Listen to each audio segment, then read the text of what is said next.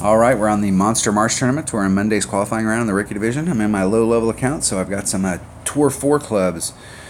Hole number 5. Hole number 5 is hole number 6 of Sunshine Glades. Hole number 6. Let's see what we got here. All right.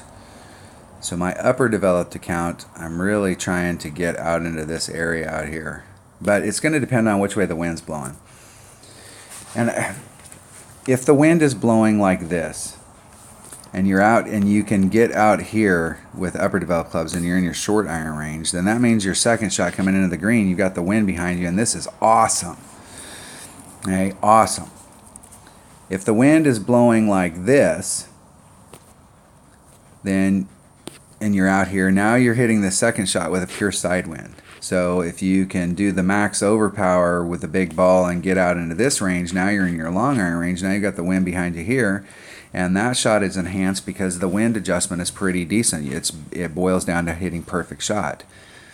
But I'm always less, you know, if I took 100 shots with my long iron and I took 100 shots with my short iron, I'm going to make more of these shots than I am these shots.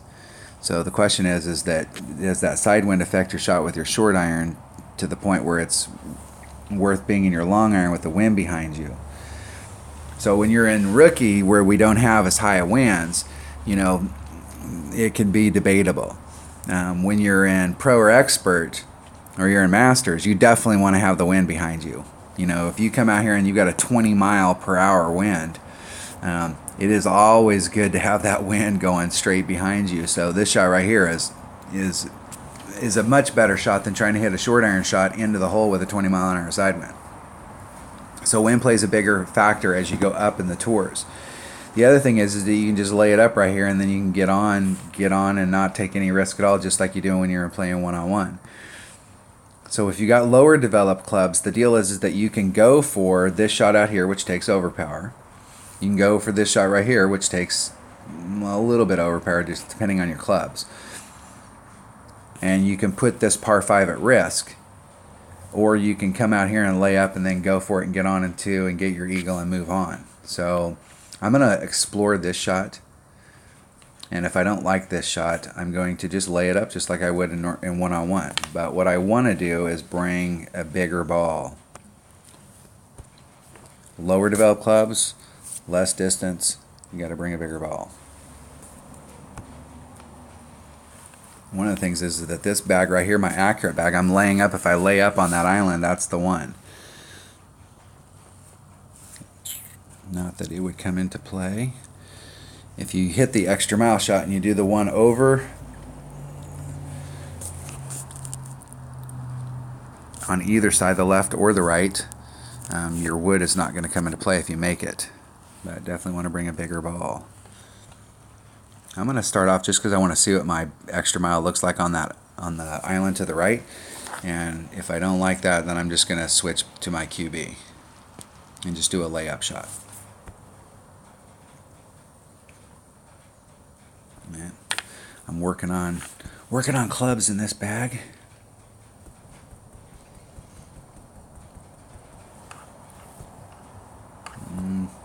Let's open up one of these and see if we can save ourselves a few gems. The key with lower developed stuff when you first start playing is to shoot the minimum score. So the minimum score here is -12, and on hole number 4, which we just got done with, you really absolutely have to get an eagle on that hole. I mean, that's a par 4 that you have to get an eagle on every time. I mean, you just have to get an eagle on there. But just shooting the minimum score of -12 and not counting that hole number 4 as an eagle, you need to put yourself in position to shoot the nice consistent round.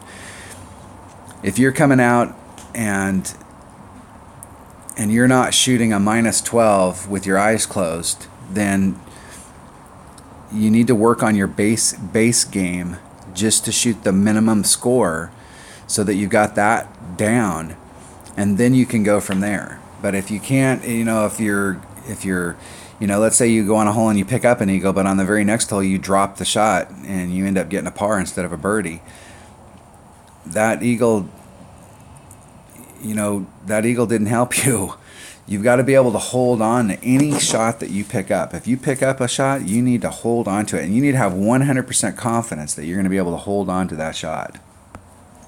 So here's the shot out here, and you're going to need, if you really want to get out there into that range, and this shot right here is the same thing.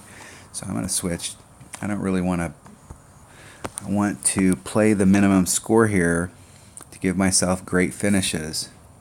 That's more important than trying to go for it on all of these shots if you've got lower developed clubs. So it's 2.3 rings. Give myself lots of distance, lots of room out there. There's no reason to push yourself up against boundaries. I see people set their shots up like that all the time, or they're right up against the rough, or they're right up against that edge. There's no reason to be right up against something.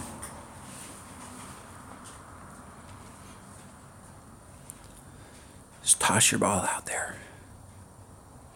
It's really important to shoot for minimum score. So in this account with the lower level stuff, my whole goal is to try and get top 10s. And in order to get top 10s, I have to first get a guaranteed top 20. And typically, if you shoot the minimum score, so if you come into this tournament and you shoot minus 12, minus 24, minus 24, that's going to net you a top 20. And then if you can pick a shot up here and there, like on hole number 4 of this tournament, you pick that shot up on both sides. Now all of a sudden you went from a top 20 to almost a guaranteed top 10.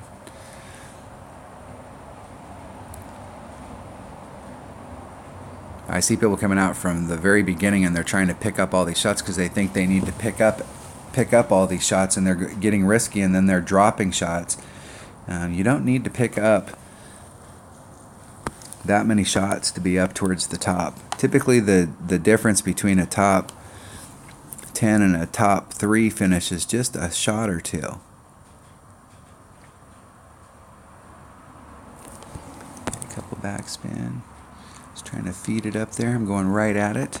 Okay, my Viper is 1.9 per ring, so there's 3.8. So minus 4. It's about a ring and 3/4.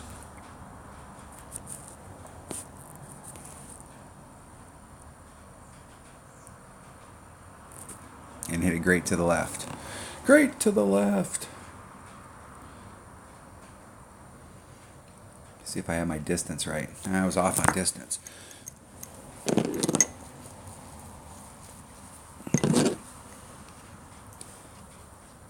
Even if I'd have been perfectly on track, I'd have been short about 2 cuts. Excuse me. Need more coffee. That's a nonchalant way to set that shot up.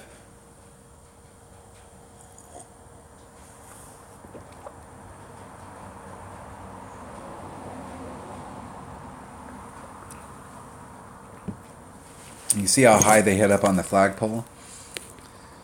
You got to be real careful when you're doing those dunks, because you'll hit that flagpole just a little teeny bit higher than where they were at, and it'll bounce. When it bounces past, it'll bounce outside the cup.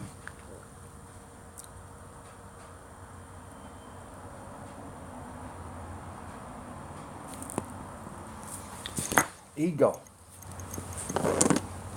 Until you can play this game where you can go out and you can shoot the minimum score on every hole, you need to get a birdie on that hole, you get a birdie. You need to get an eagle, you get an eagle. You get a birdie on that hole, get a birdie. Until you can do that, just super consistent. The deal is if you can do that very consistent, what will happen is that if you give yourself an opportunity, you put yourself in the right spot and give yourself an opportunity on every hole, you'll start to pick stuff up. Shots will drop, and you'll end up picking up a shot here and there, and your real estate will change dramatically. It's 1.2 per ring. There's 3/6. That leaves me 4, so it's about a ring, and it's 3 1/3 rings.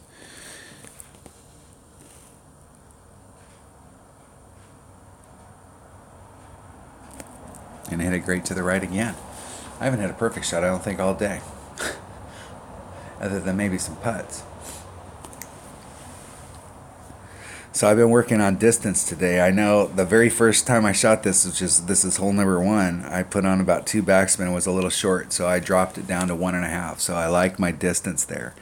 So now the goal is I need to start hitting some of those shots perfect so that I can tell whether or not I need to make an additional, like if there's an extra wind adjustment I need to make.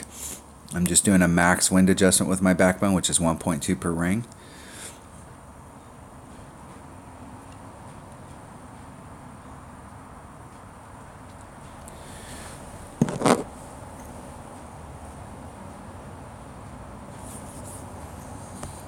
That wasn't unlucky. That was just where you shot it, dude. Good game.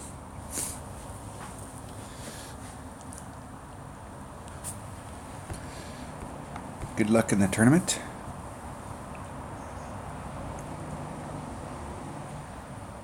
Alright, that was hole number 5 of the Monster Marsh tournament and Monday's qualifying round of the Rookie Division.